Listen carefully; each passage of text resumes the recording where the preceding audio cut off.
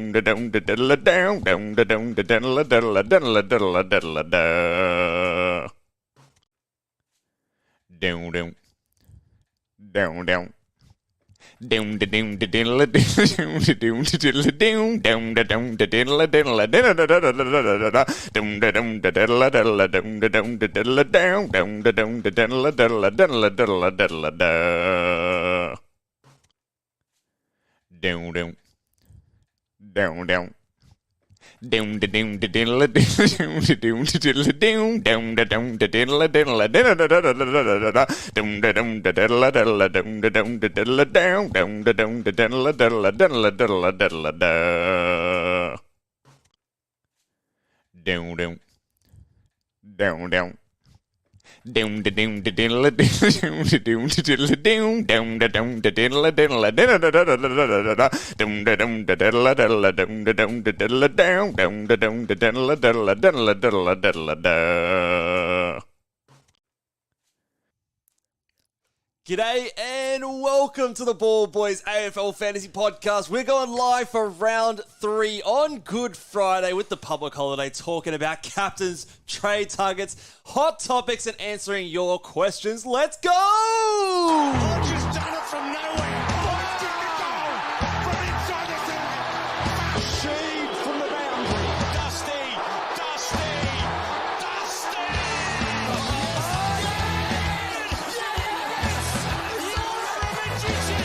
Petrarca. The legend becomes immortal. G'day and welcome again to the Ball Boys AFL Fantasy Podcast. I'm your host, Mitch Casey, and you can find me on Twitter at Ball Boys Fantasy. Joined as always by Luke Rogerson, coach of the Oxlongs. we're up in it in this season, mate. Round 3 is coming, and we are, it's already 2 rounds down. Let's go. Yeah, mate. First off, happy Easter, but more importantly, happy birthday!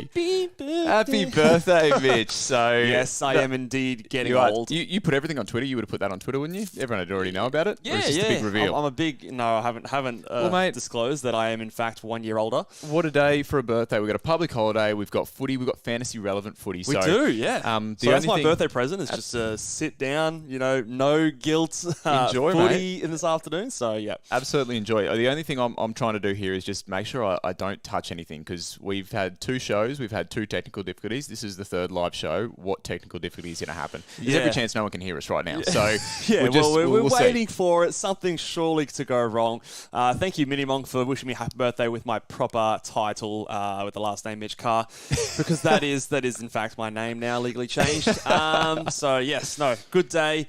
Good birthday to spend with all of you legends out there. I let it slide this morning as well because it's your birthday. But people might see that today I'm going to be drinking a dip known as the Hawaiian Haze Pale Ale. And the reason being is because I did have one Great Northern left, but Mitch actually came over this morning to steal it, to put it into a pulled pork. Yeah, bit of pulled pork, Well, pulled pork's good, but Hawaiian Haze. Yeah, a bit of pale ale. I don't know. I probably prefer the Northern, but Hawaiian Haze, cowabunga. Let's do this go. thing. What's everyone else's... thank you, Infinite Wealth. Thanks there. What's everyone else's beverage of choice? Do we enjoy a lager, a pale ale? We don't discriminate. Fruity, or... We don't discriminate here. You can have whatever you like, and you're welcome along. I'm partial to a bit of a pale ale, a bit of a fruity drink. Absolutely. We should stop stalling for time. We should actually talk some fantasy. Hey, what's going on? Let's talk fantasy. We are going to start with let's go to the team reactions now. Still early days, so far so good. Touch wood, we haven't had any major kind of dramas going through the team announcements so far. But some of the things that caught our eye. Number 1, for a team playing today, Berry gone for the Crows. Is this a positive thing for someone like a Laird, Dawson, or Crouch? All 3 being pretty fantasy relevant. Or do we think this is the avenue for someone like a Rankin or Rochelle to come into the midfield a bit more? Yeah, I mean, my initial thoughts in my mind, I thought this was kind of the most relevant-ish thing that happened in the team so far was him being out, because if you were thinking of going to Crouch or you're already a Crouch owner, I think that's great news for Crouch. It's still blowing my mind a little bit. I think I'm a little bit stubborn, but it's still just blowing my mind to the fact that has only about 75% time on ground, and you'd look and you'd say, he's the 3rd, 4th string midfielder in there sometimes, and he's averaging 110. He's getting 38 touches and things like that. So, yeah. And the coach has come out recently and said that Matt Crouch is in career best form. So, a lot of talk about the Crows, and we'll talk about Crouch as a target later, but a lot of talk about the Crows needing to change their midfield. Not a fan. Not a fan. We've got a better beverage after this. Hawaiian. But, yeah, I don't think he's the issue for the Crows. I really don't. Like, watching the games, and I've been watching them closely as a Dawson owner.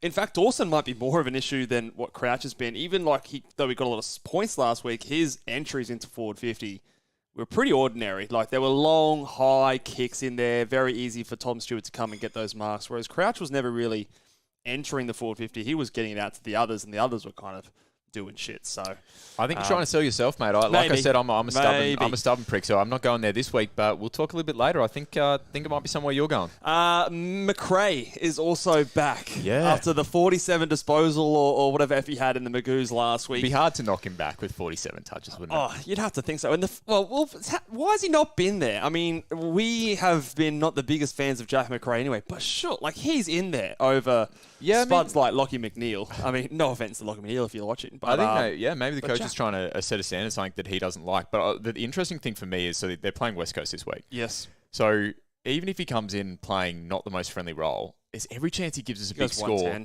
Do you think that's enough for people to potentially dive in next week? Next week, yes. This week, you can't trade him in. No. But I'm saying, I mean, the scores against West Coast could lie. We'll see. I think we will still be looking for a role because he's not cheap, right? He's still priced at that 93 or so mark at this point. So you will want to see the positive role, but there's every chance that we could see that. I think the coach was quoted, and always take Bevo's quotes with a pinch of salt, a massive pinch of salt, that he will be playing midfield even though he might not be starting in the centre bounces. So he won't be playing midfield.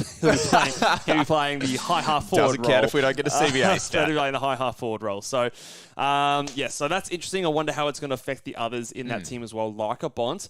And then the last big one is Parrish in. Does this maybe put a downer on someone like a Zach Merritt, who some people might be looking for captaincies this week? Obviously, not many of us would have jumped on the... who was the guy? I can have Archie Perkins, the Perky boy. The Perkmeister. This will probably put a ceiling on his score as well.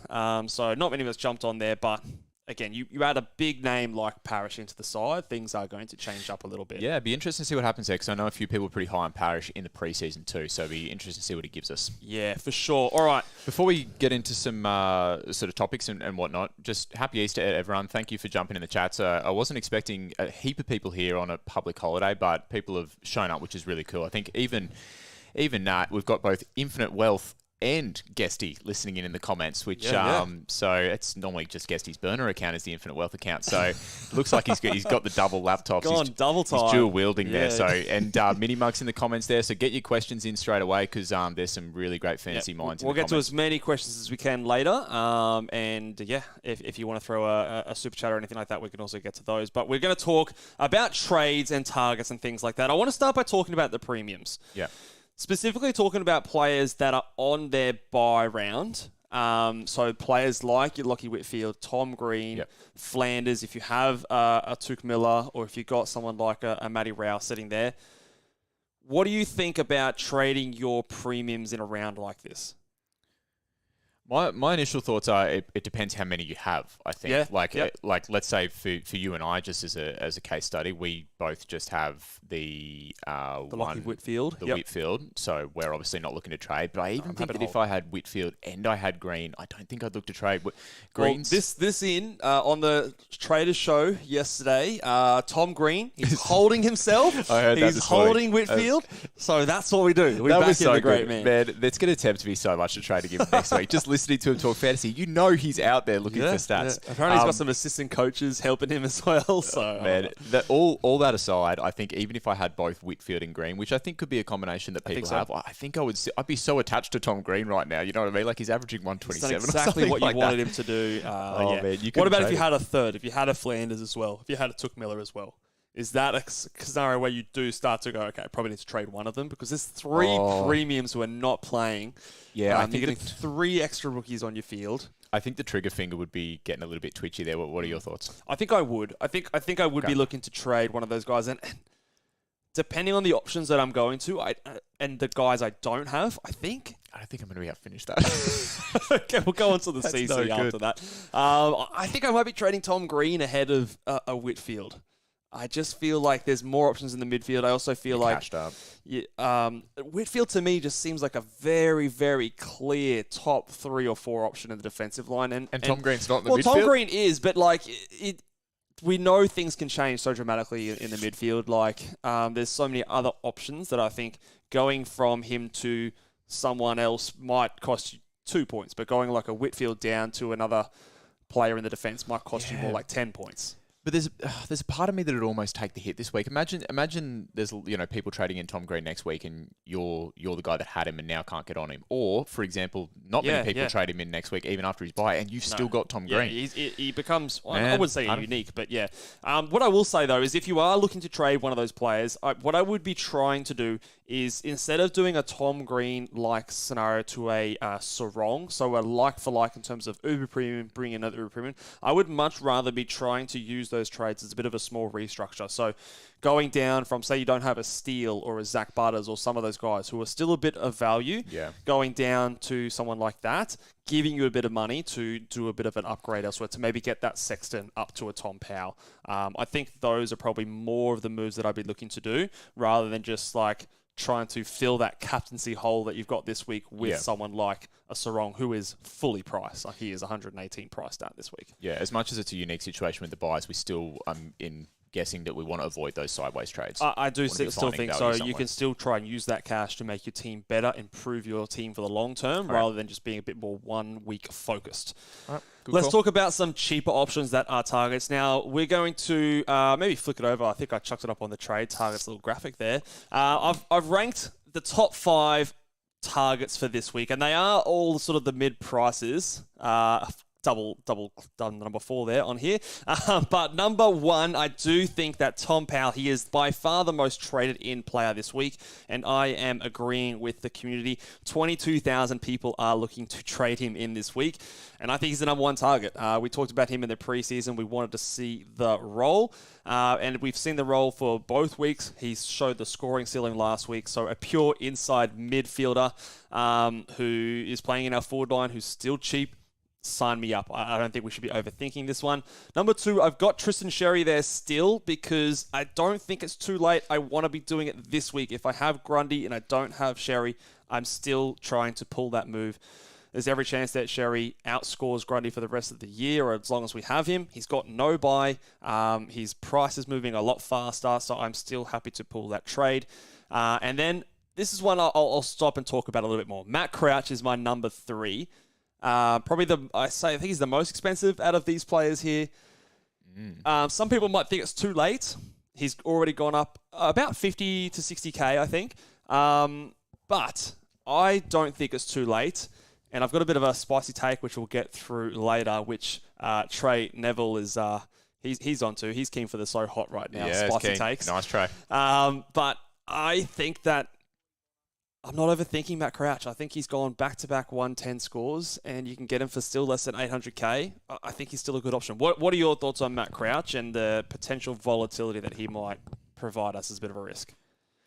I said to you this before we got on, and I said I think I'm being a little bit stubborn. But Which I think could be, I think now that he has gone up significantly in price, it's maybe a hill that I'm willing to die on. But let's be honest, I'm not the best fantasy coach sitting in this room, so I think maybe that I'm not going to go there with Crouch. But when you stepped out your sort of rationale to me just before the show, it was something that I looked at and thought, hey, that doesn't sound too bad. So the thing that I would throw back to you is just all those little flags, and I think you had sort of a response for each of them. It's the 75% game time. Is that always going to translate? He had 37 touches last week and only gave us a 110, somewhere in that range. He also didn't give us too many tackles, and I think he can give us more tackles on a week-to-week basis. He had 2 tackles last game, so I think that's something he can do. He had 6 the week before. So what about that week where every player has a week? They only get 23 touches. Do you know what I mean? Well, then he's still not going to score very well, but he's still priced at an 89, and if he goes and scores an 85, it's not going to kill you. Yeah, I'm just playing devil's advocate. I'm not poo-pooing the pick in any way, shape, or form. I'm just throwing some different things out. I just think if you're going from someone like an Ollie Wines, like a Carl Amon, to someone like a Matt Crouch, well, here's someone who's put back-to-back top 110 scores. He's gone over 105, 104 multiple times in the past. He is still only 28 years old. He's not over the hill or anything like that.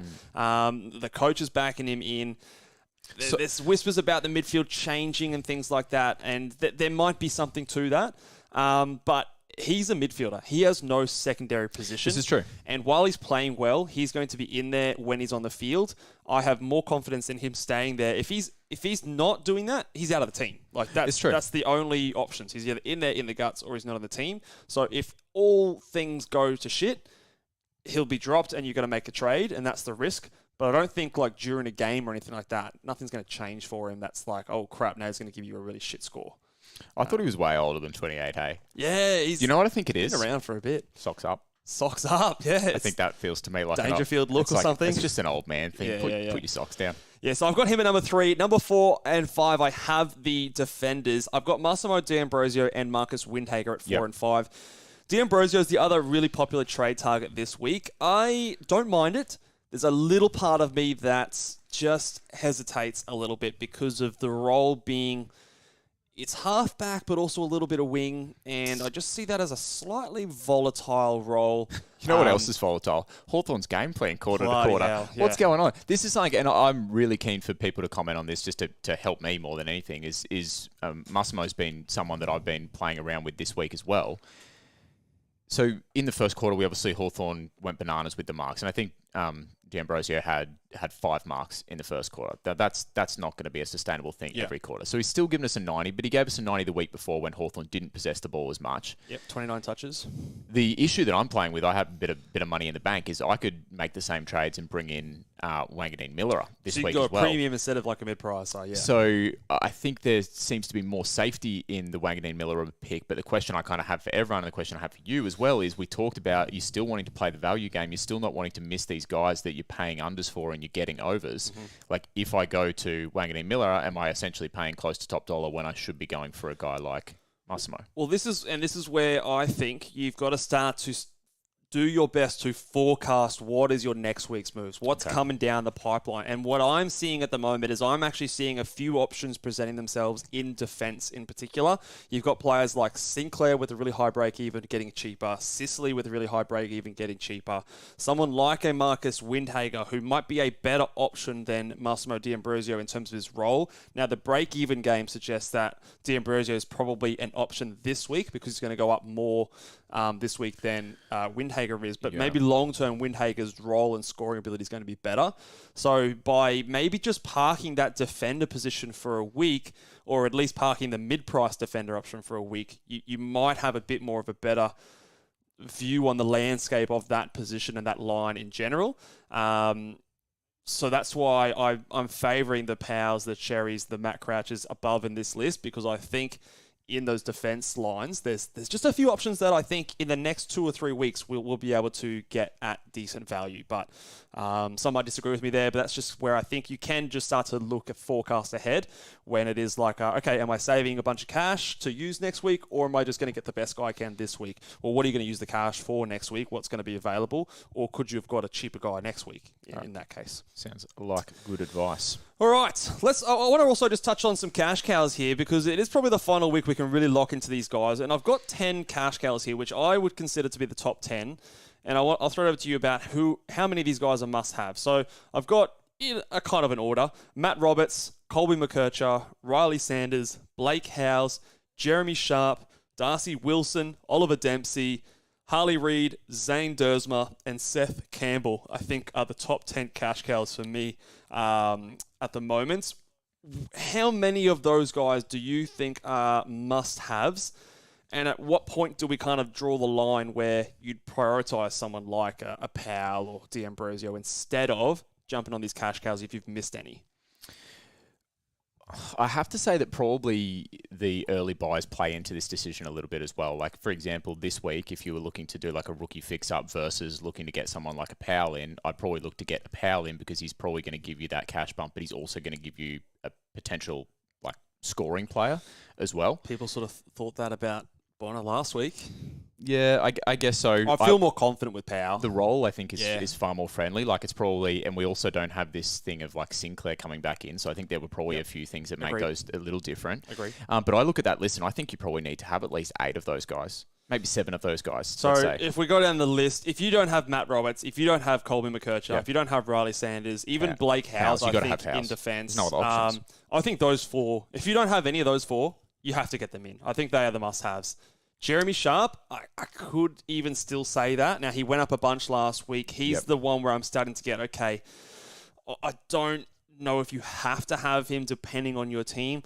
And then I think from 6, so Darcy Wilson, Dempsey, Harley Reid, some of those forward, these are all forwards down the bottom. I think we'd all have at least maybe a couple of those guys. Yep. So if you don't have all of them, I don't think it's like a go out and make sure you get them.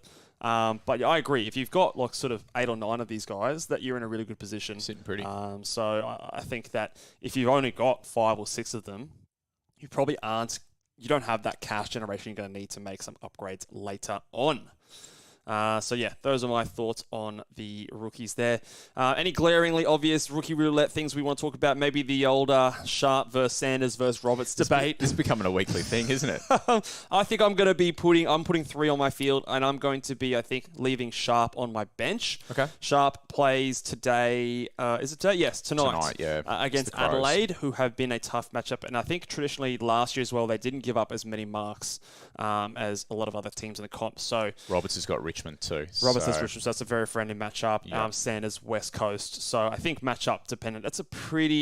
I'm pretty happy to leave Sharp on my bench if I have to pick 3. And McKercher, I think, is just the safest of them out of all of them anyway. What about if we go to the 4 line and we've got the Reed, Wilson, Lazaro similar type thing there? What are we up to? Well, Lazaro got subbed out last week. He hasn't really popped, so he's off. You go Wilson or Reed? Reed's got the doggies. Wilson has Essendon from memory. Yeah, Essendon. I'm backing in Reed's role inside mid. Despite, obviously, he hasn't popped a big score yet, the role has the ability to do that. You know those doggy midfielders aren't paying any attention to anyone. They don't care about... They just chase leather. They chase just stopping leather. you getting the ball. So Darcy Wilson probably comes in there. What about a Wilson versus Dempsey is maybe a tricky one, because Dempsey also plays against Hawthorn. Now, if Hawthorn are chipping around a little bit, he's not going to see it, a chance, but I don't think you're going to be able to do that too much. So, I don't know. At the moment, I'm leaning Wilson just because, I don't know. I think maybe the injuries in like a Mason Wood helps him get onto a wing where I think he scores a bit better. He does get a little higher up the ground. I think like Dempsey, in my mind, he will score well on his day, but he'll need a few goals. It's all going to be happening in that forward 50 when he has an electric game. I think Wilson just maybe has a bit more to his scoring capabilities potentially. Yeah, I agree. I think that's where I'm leaning, but yeah, I mean, maybe if you want to sneaky, just chuck an Ollie Dempsey there. He has obviously scored a 90-plus score already so far this year. So and it's called rookie roulette for a reason, so... All right, let's go on. What do we got? What do we got going on? Yeah, let's go on to the have we got the big boys? Favourite segment coming up here. Wait a second. Let me bloody get the screen up. Where are the... We're going old school with the music. We got too many fucking screens. Here we go. Okay. Hey.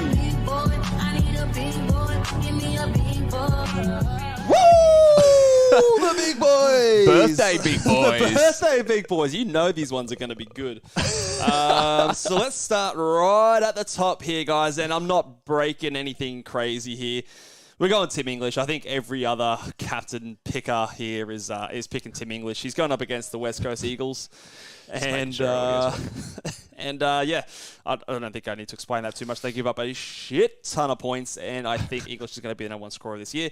Number 2, I've got Errol Goulden. I think it's the first time he's cracked the top 5 this year against the Richmond Cones. I think he will be able to get a lot of ball, and he doesn't waste a chance to fill up his boots, even if the game is there's no doubt in the scoreline.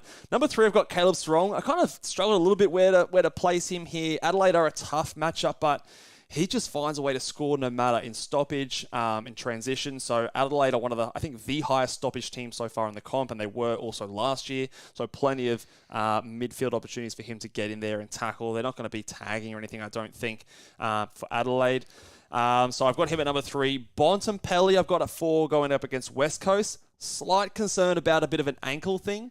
Apparently you can't stop looking at the sunnies, can you? Yeah. You're trying to stop yourself laughing. It's ridiculous, mate. So yeah, what's the go with the ankle? That hasn't scared you away from the big boy list? I don't think so. Okay. I think it's Bont versus West Coast. He played out the game last week. He's had a full week to sort of take it easy. There's been talk about him training the rehab group. It's Bontempelli. If he's not good to go, you're not playing him against West Coast. So I think if he's there, you play him, he's good to go. Subbed, that'll hurt your big boy average. 4. He's got a Brownlow to win, so he's going to get all the votes he can. So he's not getting subbed. And then at 5, I have Jordan Dawson. Little bit of a young run with role or tag to concern about. I reckon that's good for Hayden Young too. Put Hayden Young in your big boys, mate. Maybe he has to earn it. But Jordan Dawson, he'll at least just tackle his way there. If you've got Hayden Young just tackling each other. I'm warming to the Hawaiian lager. Hawaiian haze. It's coming around. So those are my top 5. So for me, I've got one of those guys in Jordan Dawson. You, on the other hand, have none of them. But Thanks, mate. The next few guys, you have a couple. At number 6, he nearly cracked my top 5. I think 6 and 7 are also really good options. Isaac Heaney I have at number 6. So I do think that he is definitely someone you can go and slap the C on him. You're loving that Richmond matchup for your big boys, mate. Well, it's a very juicy matchup, man. He's gone, juicy. All he's done, he's gone 120, 120, 120, 3 weeks in a row. Yeah. So, what more can we ask the man to do? Correct. He's definitely deserving to be on the big boys. Look, I honestly could have put him in my top 5. There's just a little part of me that, I don't know, you just wait and see. But at number 7, Max Gawn as well versus the Port Adelaide Power. good ruck matchup against Soldo, but Yeah. just the stoppages and things like that. Maybe there's fewer disposals for Max. Just slides him down behind. I think he Isaac should be a Heaney little for me. higher, but we'll wait and see. I think it's a really good top 7. Honestly, I think the top 7, all of them are good options. Hard to go wrong there. Really. Hey, the problem this time of year is a lot of us don't own too many. Yeah, of them. you probably only have Well, not like us, 2 or 3. not us shit coaches anyway. So. Yeah, so a lot of us should have like a Heaney and a Gawn at least to fall back to. And if you have one of those other more expensive guys, you can maybe chuck the VC on them. To round out the top 10, I've also got Harry Sheasel at 8. I had Nick Dacos at 9, who played last night. He only got the ton, so I don't think you take that. I think you back yourself in and go with a Heaney or a Max Gawn. And then I've got Zach Merritt at number 10 with Parrish coming back in. I think that just lowers his ceiling a little bit, so he is still there as an option, but down the bottom at number 10. Those are your big boys. All right. Let's go, big boys. And yes, Mini Monk, it was the beer that was warming, not me warming to the beer. In all seriousness, MVP of the podcast so far, Mini Monk, is answering questions rapid fire on there, so we appreciate that, mate. Great to have you on and helping out. Cause I reckon he's trying to butter us up so we take it easier against in the Have you got the Content matchup? Creators Cup. No, but I reckon he's planning ahead. I don't I'm know. shitting my pants to verse Mini Monk in the content creators, mate. Who have you got, actually? Do you know who you have? I got the Warn Dogs, I think, this week. And the Warn Dogs been going along all right. So They did a better week last week. Who do I have? Let's have a look. I'm in the wrong league. I think I have someone decent. I mean, everyone's pretty decent in this league. Far out. Where's your league? Come on, Gusty? mate. I've got Holmesy. Mate, you got Okay, he someone had a big week seriously last decent. week, so yeah, It'll be good. have to take him down. It'll be good. Now, before we get into answering some questions, should we talk some hot takes? Yeah, let's do it. Let's go. Oh no! Let's go. Spicy take time. Let's I want go. everyone. Normally, we ask you guys to drop the spicy takes in the chat, but what I want everyone to do today, drop your spicy takes as a comment in the video to immortalize them, so that when we come back later, we can look at some of these spicy takes and see if anyone look stupid or you look like a genius. I shan't be putting my spicy takes anywhere immortalised, mate. I'll Put be them in the hiding away. comments. Put them in the comments section, and we'll review them after the week's time. I'm going to lead off this one because I reckon I've got a pretty spicy one here. You could look. We should play the wanker sound effect because you could look like an absolute genius, or you will look like a proper You wanker. fucking look like rock stars, huh? And now we're a fucking bunch of wankers. There you go. You got to hold the bunch of maracas fucking while you clowns, do the spicy Now, take. this mate. is maybe an optimistic one, and I'm probably mozzing myself. But my spicy take, and it's a year's spicy take, I think that Matt Crouch averages more than Rory Laird in 2024. There is your hot take. I think that he's going to be a big win. Rory Laird also coming down a little bit. Crouch spiking up. There's your spot. There's his hot take. There you go. More than 2020. More Laird than 2024. Has he lost his mind? No. That's- No. Laird's old. Laird's mate, like 30 plus. So. Yeah, well, hey, look, if it's right, that's going to be a huge spicy take. But I think it'd be We'll have hard. to wait a little while for it to, see if I'm right or wrong. Or maybe Hard it'll to be a back couple of against weeks great and man. it'll look like a stupid Well. call anyway. We'll see. Now, mine, always an optimistic, spicy take man that I am. Hayden Young, tonight, on Good Friday, is going to be the top scorer and go greater than 10 tackles. Ooh, I like it. It's going to be a tackle fest, I think, that game. It's gonna be- Adelaide loves contested, ball ups. Mate, this afternoon, I'm pumped for this afternoon. Yep. We're going to go and drink the beers we don't have. So we're going to drink the Canadian clubs that you do have. We're going to Yep. watch 2 fantasy-relevant footy games. And because it's your birthday, we're going to do it guilt-free. Yep, nothing else to do. No Kick my one feet can up. tell us otherwise, mate. That's so it. let's go, Hayden Young. Let's go. Now, we're going to answer some of your questions, but No before... question about it. Oh, I it's am not a ready to get spicy hurt take. again. I pressed red. You said red for hot. I mean, it was Hayden Young relevant, so...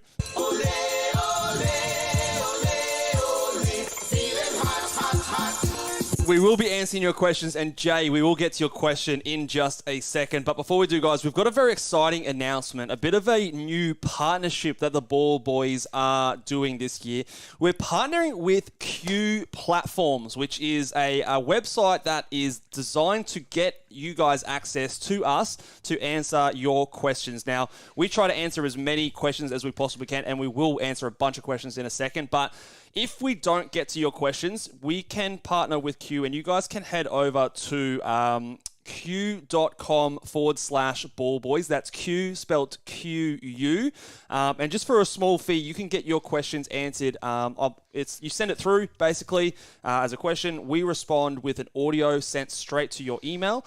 So it's discreet. So if you don't want all your mates or anything else like that to get that good info on these live shows publicly, it'll go straight just to your inbox there. So you can go over there to q.com /ballboys. There is a link in the description there if you guys want to go and check that one out. But of course, we will answer as many questions as we can. It's just a little bit of an extra thing that we are going to be doing. And if you don't get your question answered within 24 hours, your money is refunded back to you. So it will be there in a timely manner. We will guarantee as well that it's Mitch that answers your question. I will be the one answering the questions. We know my opinion is not worth shit, so we'll be getting it run down by Mitch anyway. Yeah, so hit that link in the description, guys. If we don't get to your questions and you really want one answered, drop them in there and I will get to them within the 24 hours and I will give it a very detailed answer. Speaking of questions, Jay, thank you for jumping in with a super chat, mate. Let's go through Jay's question in detail. I'll read it out to you. So, g'day, lads. Do I trade Grundy out, keep Sexton, move Jackson to ruck,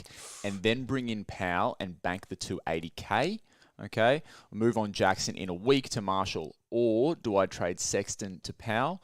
Okay, and be left with 11k. This is a multi-layered question here. It definitely is. I love the DPP flexibilities. Grundy out to Powell, moving Sexton you're keeping, and then move Jackson to ruck. Or do I trade Sexton to Powell with 11k and Grundy? I think I'm moving Sexton on still. Now, Grundy is someone that you're going to want to... I think you're going to want to trade before his buy around, but he has got some decent matchups. He does. There's every chance that, you know, he gives you a good score week to week as well. That's the thing. It's not it's not dire straits, I don't think there. The last two matchups have been tough for him. The matchup against Collingwood, we know now is a very tough matchup. Essendon are an extremely tough matchups for ruck. So some of those scores were matchup kind of dependent or influenced. So against two positive matchups, there's every chance he comes out and smashes out 100. Now, if you don't have Cherry, I think and you've got a Gawn Grundy still, I'd still be in favour of moving them down to Cherry. But say you've got a Grundy Cherry, you don't want to go up to a Gawn, and you're looking a little bit further on to get someone like a Rowan Marshall. I'd rather do that with a Grundy in a couple of weeks' time. Assuming maybe you don't also have a Dacos and you've got a Dacos, Heaney and Grundy and you're starting to get a little bit heavy on that round 5 buy. But then you could also start to look at maybe trading out someone like a Dacos next week when he does have that Finn McGuinness tag. So I think in that situation, I'd hold Grundy and just trade Sexton this week and kind of just get that over and done with. That is my take there, Jay. You agree there? Yeah. Appreciate that, Jay. Thank you. Thank you very much, mate. Listenership too. All right, what else we got in here? Robert. I'll just pick this question out. Who is scoring more this week, Salem or Newcomb? And I think this opens some good debate as well to who's moving first. Trading out. So Salem or Newcomb? I'm going to back in the guy who's not scored as well in both rounds. In Newcomb scores more. I think I'm going to as well. But let's elaborate on this in terms of who do you trade first? Because I would say Newcomb scores more, but I'd almost be inclined to trade Newcomb first because his price is going to be coming down. But the other thing too is Salem's, despite his poor role and even poor performance to an extent, his break-even's still manageable. I think his break-even's under 70, and I think. Look, I'm not expecting a good score from him this year and this week, and it could be even one that drops out of your best 18. But like I sort of said before when we're talking about some of those defenders, I do forecast some decent options coming through in defence in the next week or two. So it's definitely someone you can move on from, whereas Newcomb is going to continue to come down. Yeah. It's a really tough one. It definitely depends on what you're getting on the other side of it. In my opinion, if you don't have someone like a Steele or a Butters, one of those types, targets. I'd be trying to get those. Matt Crouch, even in the midfield. There's probably, if you've got those guys and you don't have a decent midfield target to go to, then I would be looking back because I think there are some actual decent trade-in targets in the back line. Obviously, D'Ambrosio being one of those. If you're looking at Windhager in a week, if you haven't, God forbid you haven't got Shees or something like that.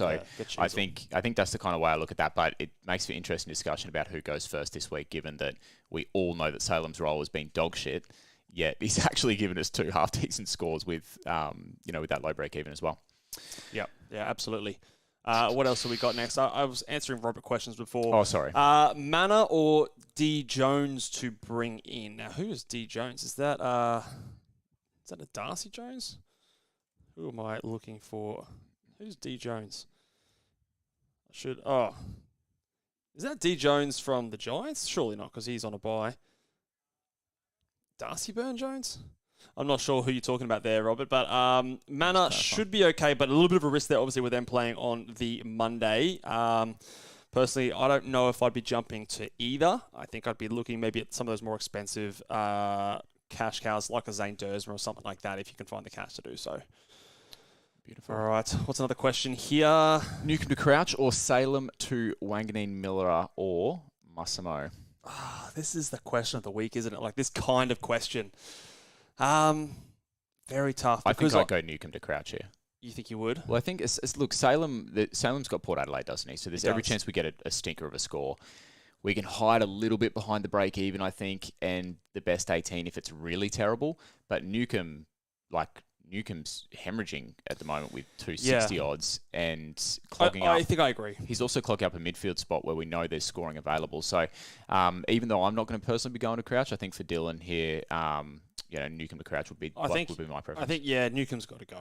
I think he does have to go because, I just haven't seen what we expected to see. And it's not like he's someone that has done it before, and that's the big thing. Like, if he's someone who's put up 2 stinkers and he's been a 110 averaging guy in the past, then I'd be maybe more inclined to wait it out. But we haven't seen it yet, and it might just not happen this year. Nothing's changed again either. Like, Will Day's not coming back in or anything like that. So I think I'd say him to Crouch is the one.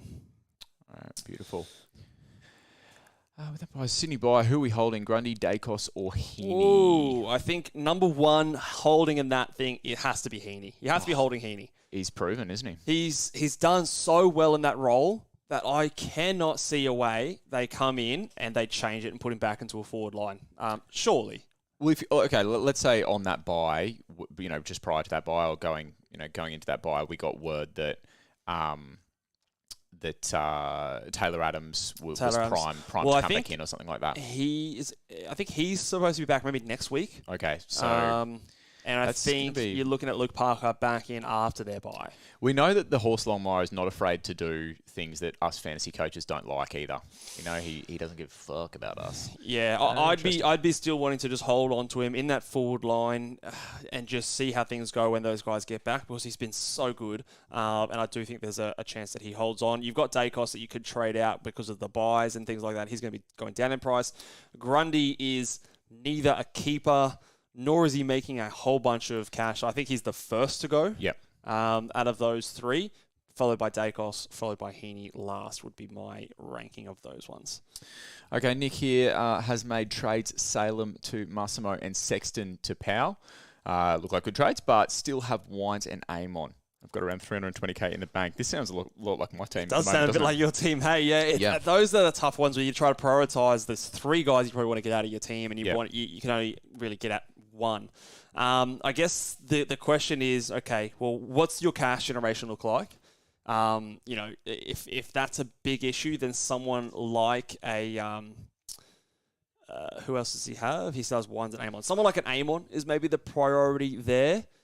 This is the exact discussion that I've been having with you about my team, isn't it? So it's like, the thing for me is who we're trading, Salem, Wines, or Amon. And you can make a case for everything. So Salem's obviously had a shit roll, and then he's just given a couple of big quarters, but he's got a low break even. Amon seems to have the role that we thought, but Hawthorn aren't playing the game style, and they've also got Massimo down there. And then Wines has the exact role that we want, but just can't seem to find as much of the pill and has low time on ground. I wouldn't say the exact role. Like, he's been at 65% with bit less Horn Francis out, and then when Horn Francis comes back, it's been that, like, a little 55, bit less. So I think what I'll end up doing with my team is probably getting off Amon, keeping Salem hiding behind that low break even. Amon is the most unique, is the other thing. So Amon is owned by 2% of the competition. This is a good point. So if Amon goes bad, that hurts you a lot more than if Wines goes bad. Both being midfielders. The other thing also is Amon has more cash on his head. You've got $760,000 with Kyle Amon versus a Wines is $699. So there's nearly an extra $70,000 there that for next week will just give you more flexibility. And like you said, Wines out of all of them probably has the closest role to what we expected him to have in the preseason when we picked him. So I think if I was to compare the two midfielders, I'd personally be trading out Amon before Wines.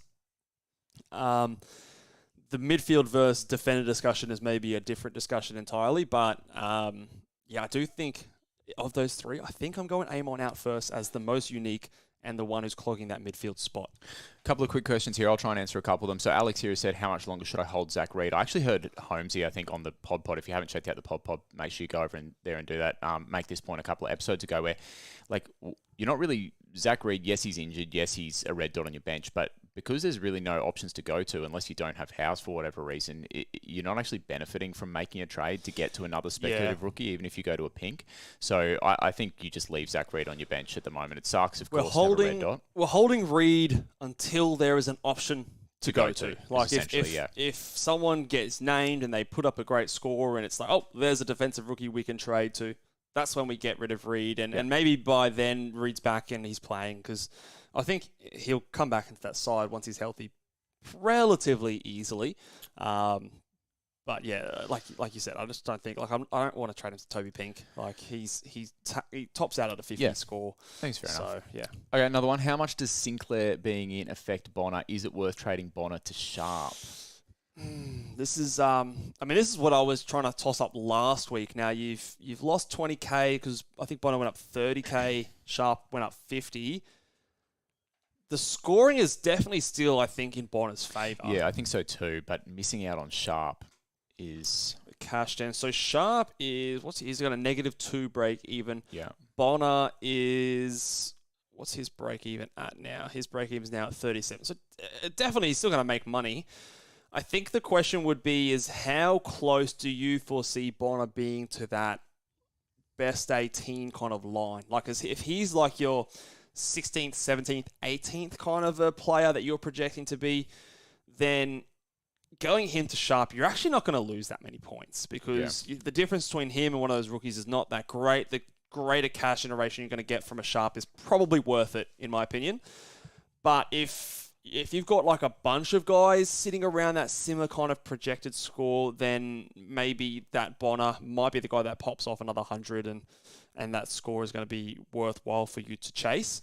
It's a really hard one to say. I think in a perfect world, I'd be trying maybe to move someone else to get to a Sharp, because I do think that Sharp is someone that you'd want to have. But there is a world where I think Bonner to Sharp is a decent move, if that cash then allows you to do something else with the other trade.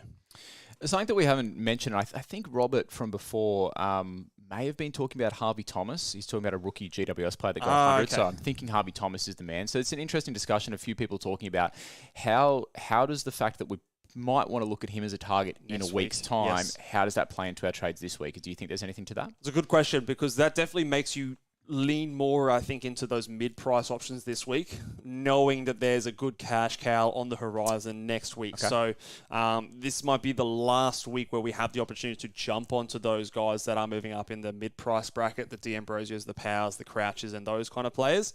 So that probably just puts a little bit more of a tick into a favour of those guys, knowing that there's a guy with a -23 break-even. But keep in mind as well, he had 100 last week against West Coast, but before then he didn't go over 35. Like, his cash gen might dry up very quickly. Now, you've got a -23 break-even, you've got the 100 score in there, it's fine to go there. But we do have evidence to also suggest that he's maybe not the best scorer in a regular matchup as well. So, just keep that in mind, but it does maybe allow you to sort of prioritise the mid-prices a bit more. Is probably the main takeaway there. Chris here, Nick Martin, is he on a watch list for below average performances? He's pretty highly owned. I don't think so. Yeah. What's he done? He's averaging 98 points. Like, it's good. I think sometimes we get tricked into that. It's not three figures, and so we think, it's below average. But I think, for what he was priced at, and the fact that we also know that we're going to be able to swing in He's a defender. 98 points as a defender for someone who was priced at 85. That's a win. I think it's a win. Yeah, I'm not worried about him really at all. And roll looks good. Roll looks as far great. as we can see. Yeah, So absolutely. Yeah, beautiful. Sexton to Sharp and needs some cash to do it. Sorry, this is for Kyle. We answered their question. Some cash to do it. Sexy to sharp. Why would you need cash to go from sexy to sharp? Surely. Potentially that might be related to his other trade. Well, then you've got to change your other trade then, don't you? Oh, good. How much is Dersma? Is Dersma a similar price, 354 versus Sharp's 373? So Dersma's 19k cheaper. So if it's the difference between getting Sharp versus Dersma, like Dersma really impressed me. He's got the -1 break even, so both are probably just as fieldable as each other, I think. So if you're really sold on your first trade and you want that rookie downgrade, maybe just look at Dersma as another way to generate some other cash as well. Last couple of questions here. We'll go. So Matthew wants to know Salem to Windhager, or is it a Zach Reed to a cheap rookie? I think we both agreed that we'd rather do the Salem to the mid-pricer. Yep. And then the other trade being Sexton to Power, and that's, I think, both of us doing that this week. So. Sexton to Power would have to be the most common trade this week, and I love it. It's exactly what I'm doing. So I think it's winning trade. And the last one to finish on, going to the pub to watch the game, fresh fill. Which beer on tap are you ordering first, Mitch? I'm a Stone and Wood man. I don't know if that's basic or not, but I'm a Stone and Wood man, basic, the classic one. So that's my choice. What's yours? Gold on tap, mate. Gold on tap. That's a Queenslander if I've ever heard one. Put hairs on your chest. That will. The old 4X Gold Queenslander style. Absolutely. So, I've been, just before I forget as well, we're about to wrap things up, but I haven't said it the last couple of weeks, but make sure that you go over and join Guesty and Bales on the... AFL Fantasy Fanatics will be going live in about 13 minutes time. 100%. We'll pretty much always do this all year. We'll have our live show. They'll have their live show. So your fantasy fix isn't done here. If you want to jump onto either the Twitter Spaces or on the YouTube live feed over there and give the guys some love because they do great work as well. So don't forget, guys, as well, if you didn't get your question answered here today, head on over to q.com/ballboys, and you guys can go and get your questions answered there just for a small fee, and I will be getting to those ones within the 24 hours, so you can use them for your AFL fantasy teams and get you closer to a better ranking. And that will do it for us today, guys. 250 people on a public holiday. Thank you so much, everyone. Appreciate it. Happy Easter. Enjoy your long weekend, eh? Don't have a good Friday. Have a great Friday. I'll see you guys later. Inspirational words from the birthday boy. Ciao, ciao. Bye.